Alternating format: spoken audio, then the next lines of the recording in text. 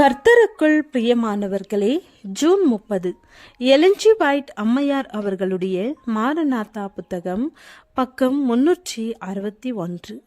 இன்றைய தியானத்திற்காக தெரிந்து கொள்ளப்பட்ட தலைப்பானது அநேக குரல்கள் உருவாக்கும் குழப்பம். வசனம் வெளிப்படுத்துதல் 18வது அதிகாரம் 4வது வசனம்.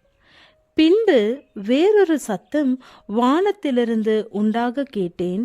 அது, என் ஜனங்களே, நீங்கள் அவளுடைய பாவங்களுக்கு உடன்படாமலும் அவளுக்கு நேரிடும் வாதைகளில் அகப்படாமலும் இருக்கும்படிக்கு அவளை விட்டு வெளியே வாருங்கள்.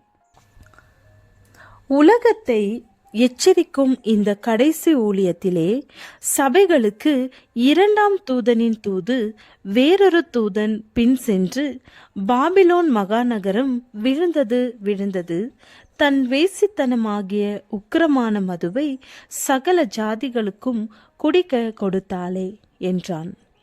மூன்றாம் தூதனின் தூது, என் ஜனங்களே, நீங்கள் அவளுடைய பாவங்களுக்கு உடன்படாமலும் அவளுக்கு நேரிடும் வாதைகளில் அகப்படாமலும் இருக்கும்படிக்கு அவளை விட்டு வெளியே வாருங்கள்.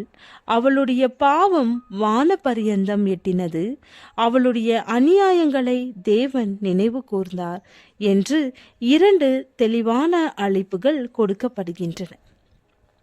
ஓய்வு நாளை கை கொள்ளத்தக்கதாக தேவன் இஸ்ரவேல் புத்திரரை எகிப்து நின்று வெளியேற்றியது போல மிருகத்தையும் அதன் சொரூபத்தையும் வணங்காதபடி பாபிலோனை விட்டு வெளியே வாருங்கள் என்று தமது மக்களை அழைக்கின்றார். அனைத்து நாடுகளிலும் இந்த சத்தியம் சாட்சியாக அறிவிக்கப்பட்ட பின்னர் எண்ணி பார்க்கத்தக்கதான ஒவ்வொரு தீய சக்தியும் செயல்பட ஆரம்பிக்கும்.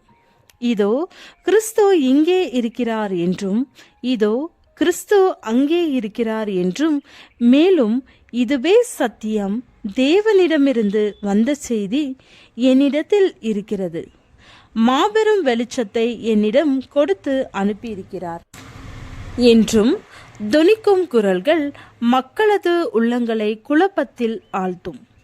சபையின் முக்கிய கொள்கைகள், நிகழ்ச்சிகள் அகற்றப்படும். விசுவாசத்தின் தூண்களை அடித்து நொறுக்க முயற்சிகள் எடுக்கப்படும்.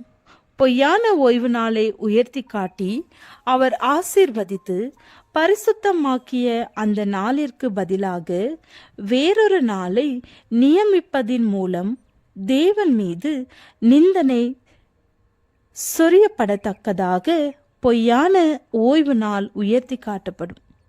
இந்த பொய்யான ஓய்வு நாள் கடுமையான ஒரு சட்டத்தின் மூலம் அமுலாக்கப்படும்.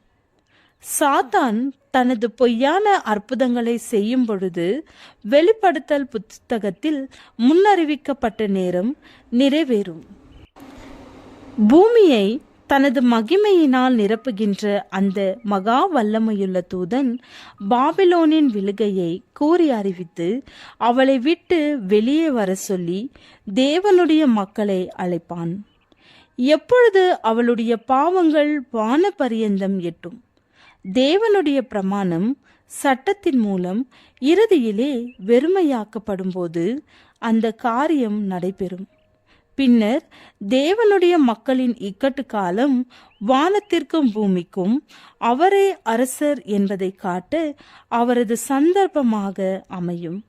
ஒரு சாத்தானிய வல்லமை பூமிக்கு அடியிலுள்ள மூலங்களை கிளர்ந்தெழ செய்யும் போது உலகம் முழுவதும் சத்தியத்தின் தூது கூறி அறிவிக்கப்படத்தக்கதாக தேவன் தமது மக்களுக்கு வெளிச்சத்தையும் வல்லமையையும் அனுப்புவார். ஜெபம். எங்கள் பாவங்களை அறிக்கையிட்டு மன்னிப்பை பெற்று உம்முடைய நீதியை நிலைநாட்ட எங்களுக்கு உதவி அருளும். ஆமென்.